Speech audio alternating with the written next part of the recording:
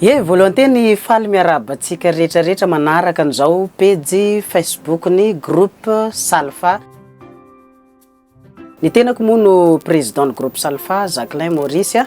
Iresaresaky tsika androany makasika ny groupe Salfa.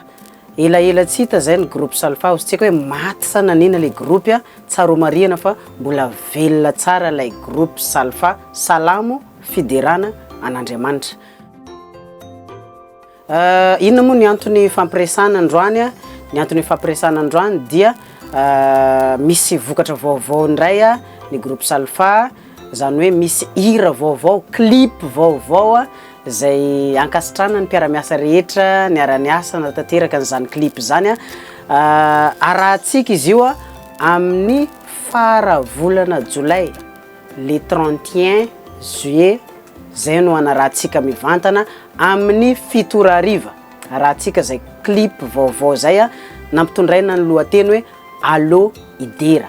Allô Idera, zay no titre n'ilay hirany groupe Salfa vaovao. Koa noho izany manasa atsika rehetrarehetra mba anao partage maximum zay vitatsika izara amin'ny namana rehetrarehetra mba ho fantatra hoe mbola velona lay groupe ary vonona anome fafampotsika ny groupe Salfa.